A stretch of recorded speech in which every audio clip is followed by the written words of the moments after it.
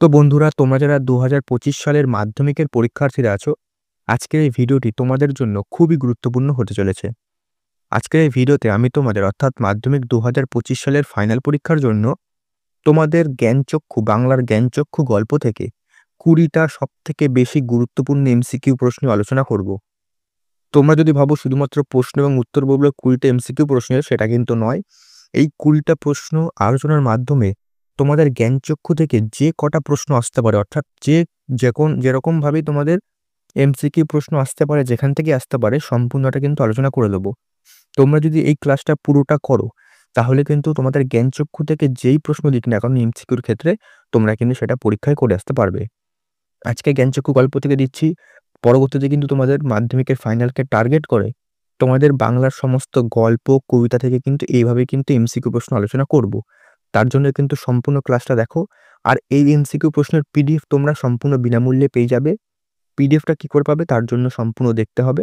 আর তোমাদের একটা আমি ইউটিউব কমিউনিটিতে একটা পোস্ট দিয়েছিলাম যে মাধ্যমিকের ফাইনালের প্রস্তুতি শুরু করব। তোমরা কিন্তু 92% যারা ভোট দিয়েছো যে হ্যাঁ স্যার শুরু করুন। তাই কিন্তু আমি মাধ্যমিক ২০২৫ সালের ফাইনাল পরীক্ষাকে টার্গেট করে বিভিন্ন রকমের গুরুত্বপূর্ণ এমসিকিউ প্রশ্নের সেট নিয়ে আসবো। অর্থাৎ তোমাদের ইতিহাস, ভূগোল থেকেও কিন্তু গুরুত্বপূর্ণ এমসিকিউ প্রশ্ন, বড় প্রশ্ন এবং বিভিন্ন নোটস কিন্তু আলোচনা করব।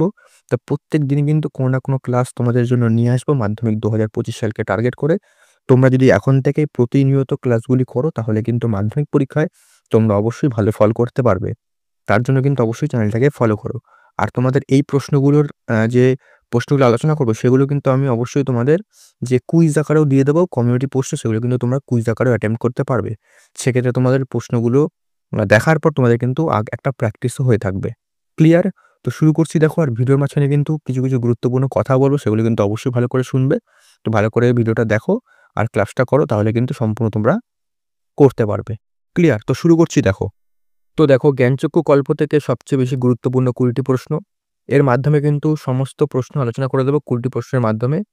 এটা শুধু ২০ টা প্রশ্ন, কিন্তু এর মাধ্যমে যে কত প্রশ্ন আলোচনা হবে তোমরা কিন্তু ক্লাসটা করলেই বুঝতে পারবে। তো শুরু করছি দেখো। ১ম এ জ্ঞানচক্ষু থেকে কিছু জেনে রাখা তোমাদের দরকার অবশ্যই। যেরকম জ্ঞানচক্ষু গল্পের লেখক হচ্ছে আশাপূর্ণা দেবী। এটাও কিন্তু পরীক্ষায় দেয় মাঝে, মাঝে। এবং জ্ঞানচক্ষু গল্পটি আশাপূর্ণা দেবী রচিত কুমকুম গল্প থেকে নেওয়া হয়েছে।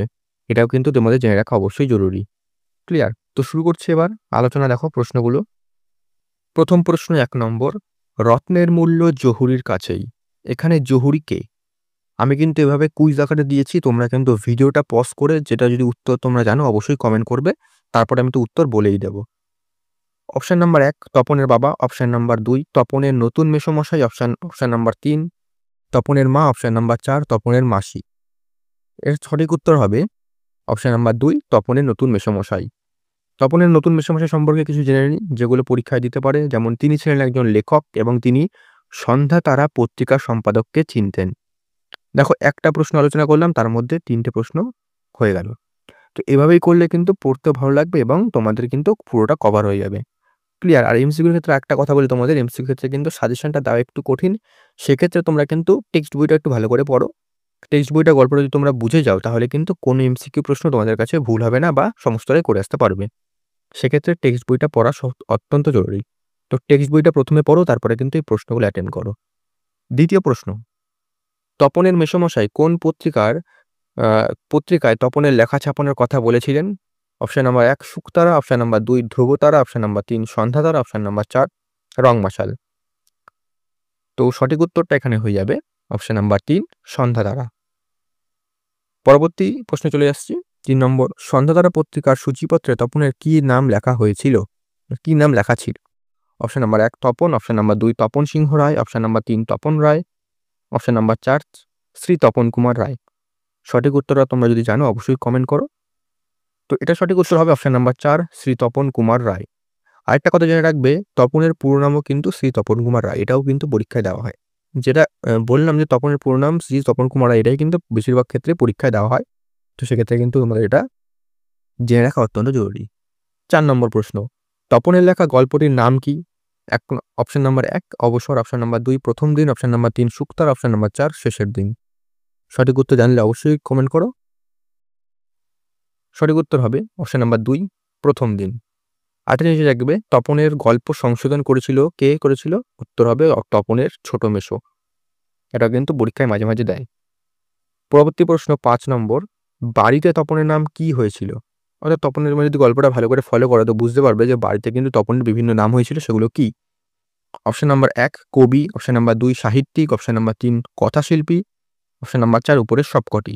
তো এটার উত্তর দেখি কে পারে। এটা কিন্তু খুব ভালো একটা প্রশ্ন। তো অবশ্যই তোমরা অ্যাটেম্প্ট করো, কমেন্টে জানাও।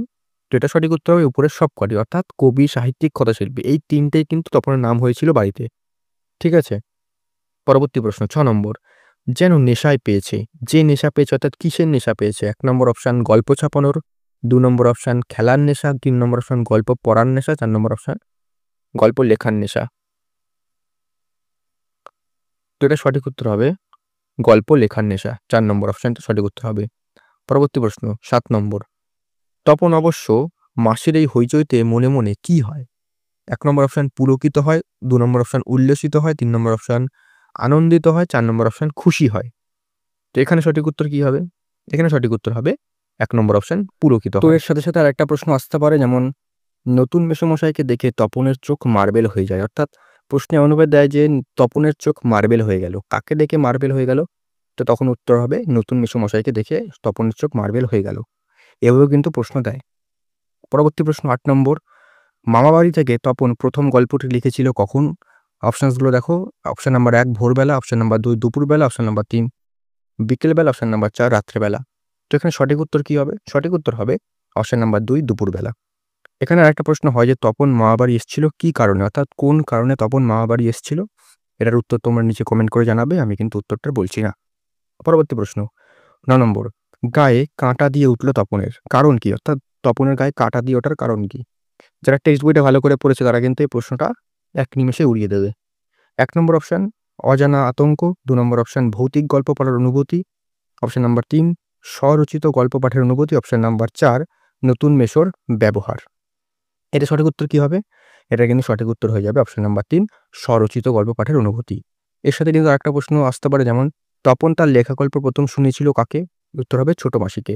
প্রশ্ন কিন্তু এটাও দেয় যে তপন তার প্রথম গল্প কাকে শুনেছিল? প্রথম যে লেখার যে গল্প লিখেছিল সেটা পড়ে প্রথম কাকে শুনিয়েছিল? সেটা হবে কিন্তু ছোট মাসি। এটা কিন্তু অনেকবার পরীক্ষায় দেওয়া হয়। পরবর্তী প্রশ্ন ১০ নম্বর, তপনের ছোট মাসি তপনের থেকে কত বছরের বড়? অপশন দেখো ৭ বছরের, ২ নম্বর অপশন ৮ বছর, ৩ নম্বর অপশন ৯ বছর, ৪ নম্বর অপশন ১০ বছর। সঠিক উত্তর কি হবে? সঠিক উত্তর হবে ৮ বছরের। ছোট মাসি থেকে একটা গল্প দিতে পারে যে তপনের চিরকালের বন্ধু কে ছিল? তার ছোট মাসি।